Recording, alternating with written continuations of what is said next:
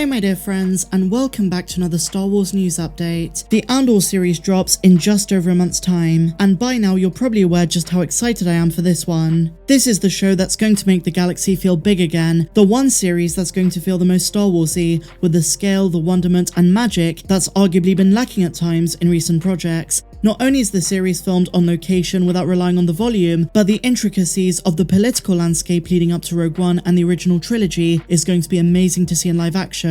And while the hype train's not really started yet, at least in the general fandom, it certainly has here on my channel. And so before we get into it my dear friends, please be sure to hit that big red subscribe button down below, and also be sure to give that bell a good old tickle so that you never miss an upload. So no more jibber jabber, let's get straight into it. So with Andor on the horizon, we need to consider the fact that Disney are probably going to do something that they've done for every series so far, and that is to connect it to pre-existing media. Now obviously as a prequel series to Rogue One, the 2016 movie is the biggest piece of connective tissue, but what about others? In the past, I've spoken about possible ties to Star Wars Rebels, but having just had the Kenobi series, there are plot threads in that show which could very well play into the Andor series. It's time to dive into some speculation. So first things first, both stories take place before A New Hope, a very dangerous time when the Empire is at the height of its power. Of course, the Obi-Wan Kenobi series takes place 10 years before A New Hope, with the Andor show beginning 5 years before A New Hope. And out of every aspect from the Obi-Wan show that could tie into Andor, the most likely is the Path.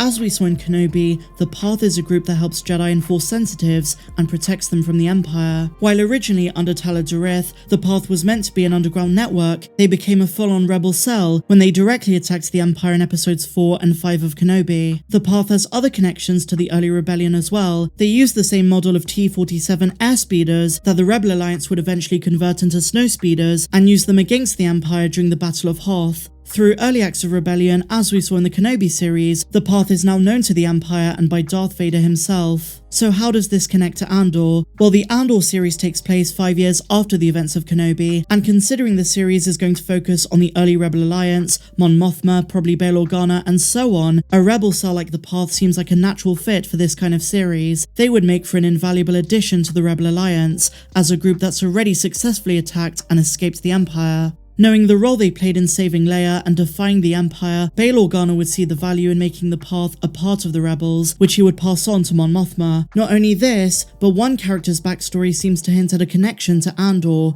Roken. When Making Star Wars posted their original leaks for the Kenobi series, they stated that O'Shea Jackson Jr. was told that his character Roken was connected to Saw Gerrera's partisans, and it was implied that Roken is related to Saw. Now while the series did not make any such connection clear, maybe a link between the two could be made in the Andor series. After all, Forrest Whitaker is confirmed to be reprising his role as Saw 5 years before his death in Rogue One. We might see a different faction of related partisans which could involve Roken. In Chapter 6 of Obi-Wan, Roken is told by the Jedi Master that he's a true leader, and Roken responded, "I'm just getting started." Now this makes it seem very likely that that's not the last we've seen of Roken, and while as a fandom we've assumed this could hint at a season 2 of Kenobi, there is always the possibility that we see him sooner in Andor. And if not in season 1 of Andor, then maybe season 2, which is confirmed to go into production later this year. Now if by any chance Roken and the Path appear in Andor, then perhaps Kumail Nanjiani's character Hudja could also be a part of it. Despite only appearing in 3 episodes, just the prospect of seeing Hudja and Roken interact with Andor is an exciting one. Another major connecting point between the two series could be Bail Organa. We don't know for sure if Jimmy Smits is also going to appear in Andor, but it's a very strong possibility. And there's an argument to be made that the last conversation Bail has with Obi-Wan in Obi-Wan Kenobi sets up an Andor appearance. Bail says to Obi-Wan that he fears for the future of his daughter, and that, quote, "the Empire grows stronger and bolder." Now while this was all contextualizing A New Hope and the leader that Leia would eventually become, it also adds urgency to the time period before A New Hope. The Empire is at its peak, and the need for a unified Rebel Alliance is so crucial. He knows they must stop the Empire before it's too late, for the good of the galaxy and for the good of his daughter. And in many ways, I don't even think you can have a series like Andor that explores the Rebel Alliance and the Empire without an appearance from Bail, so I would say he's a very strong possibility. And then of course, there's the question of whether Obi-Wan himself is going to appear. Honestly, my dear friends, with 5 years until A New Hope, it seems very unlikely, because he probably stayed on Tatooine in the final years leading up to the original trilogy, but if he does make an appearance, it would be a surprise to be sure. It might not even be in the flesh, he could appear as a hologram in a message to Bail. So many possibilities, and while I do think the Andor series is going to go its own way, do its own thing plot-wise, there are many possible connective points. But at this stage, guys, it's all just speculation. Let's get the hype train going for Andor. I think it's going to be an absolute banger.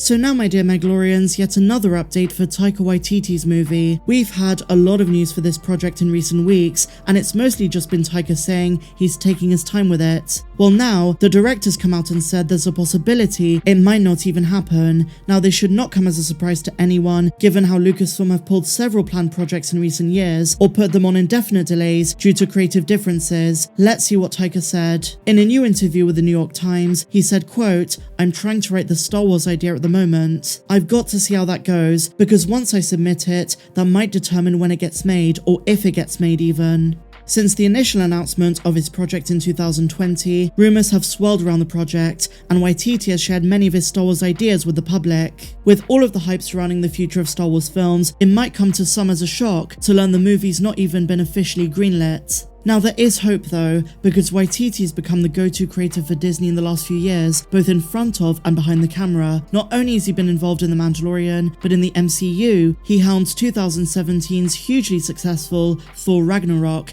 and he's about to release the much-hyped sequel, Thor Love and Thunder. In terms of Star Wars, outside his upcoming movie, he's going to star and direct in The Mandalorian's third season. And with the promise that his upcoming movie is going to expand the Star Wars universe and not rely on Skywalkers, there is a lot to love about Waititi's potential vision for the franchise. Let's just wait and see what happens.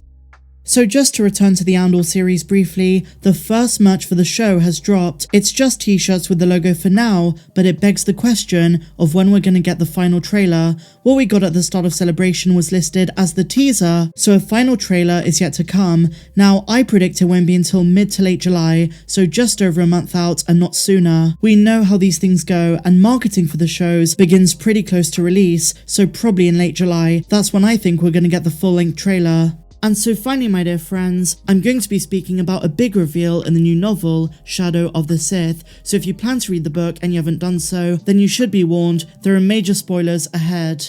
Arguably the weirdest MacGuffin in the entire sequel trilogy was the Sith dagger in episode 9. It was a bit of an off-putting detail in the film, but now it's finally been explained in the new novel. This dagger was said to be ancient. It bore a Sith inscription written in Ur-Kitat, a forbidden language in the Republic. The Sith dagger was designed to show a person the location of Palpatine's Sith Wayfinder, and it led Rey to the planet of Kef Bir, one of the moons of the gas giant Andor. It pointed Rey to the wreckage of the second Death Star, to a hidden chamber where the Emperor had secreted his treasure. But the Sith dagger was a bit silly and didn't make much sense, because it was somehow both old enough to be tied to the Sith Empire, and yet new enough to guide Rey through the Death Star's wreckage. But the full story has now been revealed by Adam Christopher. Ochi of Bestoon in the book is after Rey's parents, but Ochi became obsessed with locating the Sith redoubt of Exegol, which he believed was the key to conquering death itself. The Sith Eternal gave him the dagger, promising it would guide him to Exegol once he completed his mission to capture Rey and her parents. The blade itself was ancient, but Ochi noticed its serrated edges were bright, like they were freshly machined.